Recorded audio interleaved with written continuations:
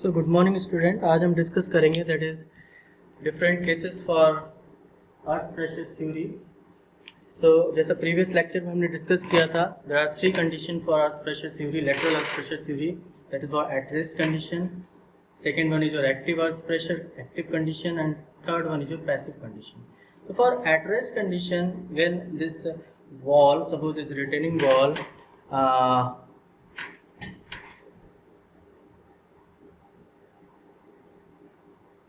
not moving when you apply the force, so this wall actually resists this force. This wall actually resists this force. This is your at rest condition. This is at rest condition.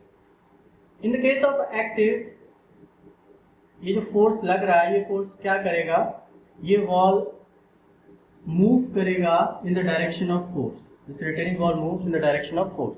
But in the case of passive, retaining wall moves in opposite direction of this force, in opposite direction of this force. तो generalise करते हैं, इन active case the retaining wall moves away from the backfill, away from the backfill, and in the case of passive, this wall pushed towards the backfill. So the movement of this retaining wall in the case of active is in the direction of applied force. This is applied force, suppose, and in the case of passive, this movement of retaining wall is in opposite direction of the applied force. ठीक है?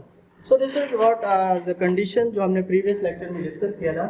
Now different cases discuss करते हैं. That your first case is a dry cohesionless soil. Dry cohesionless soil. So this is a retaining wall. Retaining wall of capital H height. Capital H height. This is a base. Rigid base. Now and this is a backfill. This is a backfill that actually support the retaining wall. This is a backfill. So मैं first case discuss कर रहा हूँ. यहाँ पे भी water table का कोई interaction नहीं है. Soil is completely dry and also cohesionless soil. Cohesionless soil. ठीक है ना? So मैं यहाँ पे active और passive दोनों को एक साथ लेके चलूँगा. तो अगर मैं active case discuss करूँगा तो यहाँ पे देखिए, अगर मैं इस पॉइंट पे वर्टिकल स्ट्रेस की बात करूं, दिस इज जो vertical stress gamma into Z, और ये जेड डेप्थ अगर आप फॉलो करोगे तो सिग्मा वर्टिकल इस पॉइंट पे क्या होगा, 0.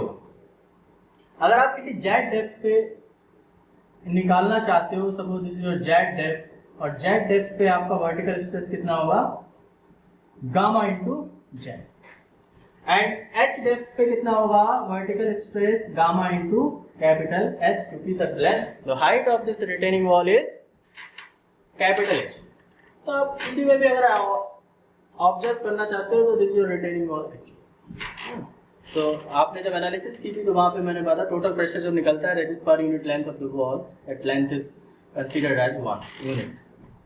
सो this is a profile for vertical stress. Simply this is the profile of vertical stress, जो इफेक्टिव स्ट्रेस के कॉन्सेप्ट में भी आपको क्लियर होगा. तो यहाँ पे मैंने वर्टिकल स्ट्रेस की प्रोफाइल बना दी है. आप चाहो तो डायरेक्ट भी आप कैलकुलेट कर सकते हो वर्टिकल स्ट्रेस प्रोफाइल. ना अगर आप अर्थ प्रेशर के टर्म में बात करोगे तो अर्थ प्रेशर कोफिशिएंट के टर्म, अर्थ प्रेशर के टर्म में जब हम बात करेंगे तो देखिए इस पॉइंट पे तो आपका अर्थ pressure, active earth pressure and passive earth pressure दोनों 0 होगा. जेड पॉइंट पे अगर आप निकालोगे तो जेड पॉइंट पे एक्टिव एंड पैसिव की अगर मैं बात करूंगा, जो मैं स्मॉल पी और पीपी से लिख रहा हूँ, क्या हो जाएगा, अगर एक्टिव के केस में आप बात करोगे तो के गामा इंटू जेड, और पैसिव के केस में बात करोगे तो के पी गामा इंटू जेड. क्यों? क्योंकि आप यहाँ पे देख लीजिए कि sigma horizontal divided by sigma vertical is equal to earth pressure coefficient, that is K और के पी. तो sigma horizontal is equal to K और K P gamma into z. This is your vertical stress. This is your vertical stress. So at z point, at z depth, from the surface आपने जो active earth pressure and passive earth pressure calculate किया, जैसे के gamma into Z and के P gamma into Z. Now at H point आपका active and passive क्या हो जाएगा, दिस इज के A gamma into H and के पी गामा इंटू एच। तो प्रोफाइल ड्रॉ कर दीजिए। तो प्रोफाइल आपकी कुछ इस तरह से, this is what simple case, this is the simple case of earth pressure coefficient. Now total pressure, this is earth pressure, active earth pressure and passive earth pressure, है ना। And total earth pressure and passive earth pressure की बात करूंगा मैं, total earth pressure, active earth pressure और passive earth pressure की बात करूंगा, जो आपका कहां पे एक्ट करेगा, at h/3 from the base, this is h/3। And कितना होगा total active and total passive. तो मैंने आपको बताया देयर आर 3 मेथड जहां से आप कैलकुलेट कर सकते हो टोटल प्रेशर को।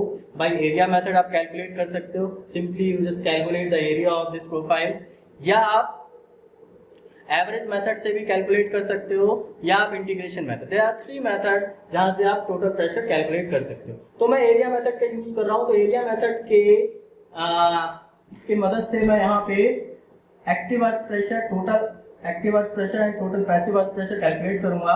तो कितना आ जाएगा, दैट इज हाफ, एरिया में निकाल दूंगा half K A gamma into H square and also half K P gamma into H square. So ये आपका आएगा total active earth pressure and total passive earth pressure, and that will act at h/3 from the base of this wall, ठीक है ना। So this is the first case of lateral earth pressure theory, and the condition is dry cohesionless soil. So in the case of dry cohesionless soil, आपका जो active earth pressure and passive earth pressure है वो आपका कितना आएगा, and ये कहाँ पे एक्ट करेगा ये आपको कैलकुलेट करना पड़ेगा, ठीक है। नाउ अगर सेकेंड केस की हम बात करेंगे, that is your case 2। Case 2 की मैं बात करता हूं, that is dry cohesionless soil, dry cohesionless soil with uniform surcharge,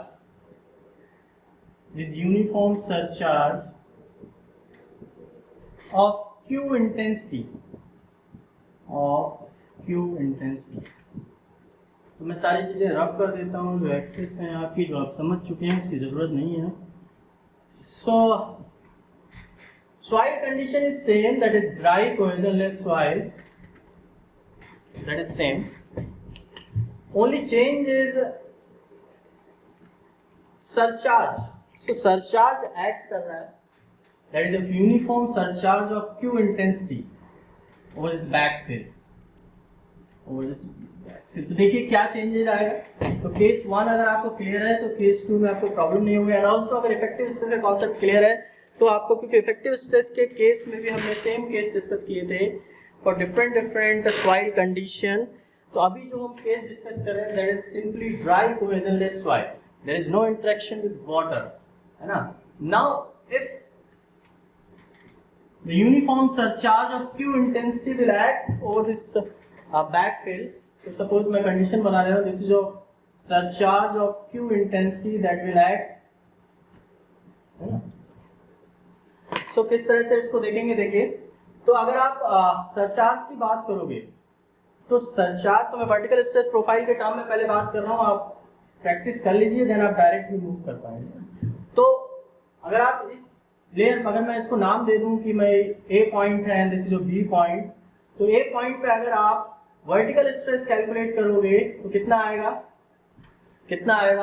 that is of Q and this vertical stress will act over this retaining wall uniformly. So this is Q intensity का surcharge, Q vertical stress जो आपका पूरी length of the, पूरी height of the retaining wall act करेगा uniformly. तो इस point पे भी आपका जो वर्टिकल स्ट्रेस आएगा वो कितना आएगा, Q आएगा। तो अभी सिर्फ मैंने, अगर मैं सिर्फ सरचार्ज की बात कर रहा हूं, बट टोटल तो यहाँ पे इस सॉइल का भी आएगा ना, टोटल तो सॉइल का भी आएगा। तो यहाँ पे अगर आप टोटल स्ट्रेस की बात करोगे, टोटल वर्टिकल स्ट्रेस की बात करोगे तो कितना आ जाएगा, this Q plus this gamma into H, this Q plus gamma into H. This is a total vertical stress at this B point. At A point, this vertical stress is Q, and at this B point, the vertical stress is this Q of surcharge की वजह से जो है, plus this soil.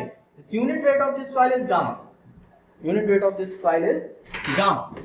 तो यहाँ पे देखिए आपको दो प्रोफाइल मिल रहे हैं, that is first one profile. First profile is a rectangular profile and second profile is a triangular profile. तो फर्स्ट प्रोफाइल को आप फॉलो करोगे, that is due to surcharge.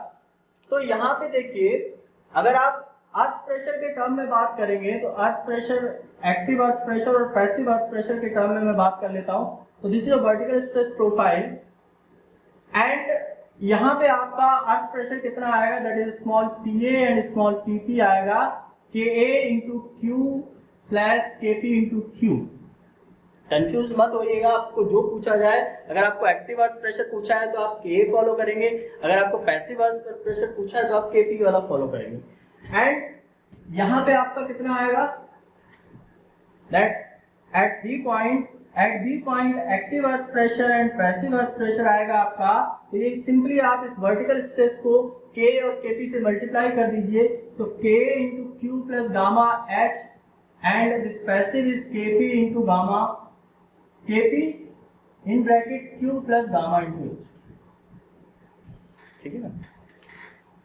Now अगर आप टोटल प्रेशर की बात करोगे तो टोटल प्रेशर आप कैलकुलेट कर लीजिए. तो देखिए यहाँ पे कितना आएगा, जो आपका CG दैट इज h/2 पे एक्ट करेगा, तो मैं यहाँ पे लिख रहा हूँ h/2, और ये आपका सेकंड प्रोफाइल का कहाँ पे एक्ट करेगा, h/3 पे एक्ट करेगा. ठीक है. तो फर्स्ट के लिए आप डिस्कस करो, पहले कैलकुलेट करोगे PA that is total earth pressure and PP total passive earth pressure कितना आएगा आप देख लो. तो this is of K into Q. Rectangular profile है, रेक्टेंगुलर प्रोफाइल में एरिया जब निकालोगे तो कितना हो जाएगा, KQ इंटू H, और ट्रायंगुलर का एरिया जब निकालोगे तो PA और PP आपका आ जाएगा हाफ, है ना. कितना है ये, K गामा H, तो half K gamma H square, half K gamma H square. और PP के केस में तो यहाँ पे भी KP Q इंटू H हो जाएगा, और यहाँ पे half KP Q into H square, sorry gamma into H square. तो इस तरह से ये डिफरेंट केस था. अभी यहाँ पे आपको दो प्रोफाइल मिल रहे हैं. आगे जब केसेस डिस्कस करेंगे, जब आपकी वाटर टेबल इंटरेक्ट करेगी तो वहाँ पे आपको 5, 4, 3 इस तरह की प्रोफाइल भी मिल सकती हैं. तो वहाँ पे कॉम्प्लेक्स होता जाता है कंडीशन. तो यहाँ पे दो केस हमने डिस्कस किए. First is your dry cohesionless soil and second case is dry cohesionless soil with uniform surcharge of Q intensity. तो इस तरह से हम फॉलो करते हैं. तो यहाँ पे आप लिखेंगे total earth pressure will act. अब तो इसका रिजल्टेंट भी आपको फाइंड आउट करना पड़ेगा, एंड दैट रिजल्टेंट आपको वो कहाँ पे एक्ट करेगा वो हम कैलकुलेट करेंगे, है ना.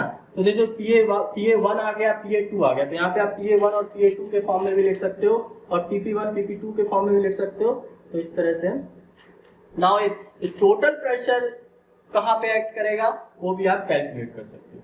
तो this is a very simple case जहाँ पे इस तरह से हम कैलकुलेट करते हैं. नेक्स्ट क्लास में नेक्स्ट केसेस डिस्कस करेंगे, that is submerged case and layered case. जब आपका अभी तो होमोजीनियस सॉइल है, अभी कंडीशन ये भी हो सकती है कि आपका डिफरेंट लेयर्स हो, तो वहाँ पे आपको हम डिफरेंट तरह से केसेस को डिस्कस करेंगे. Okay, thank you.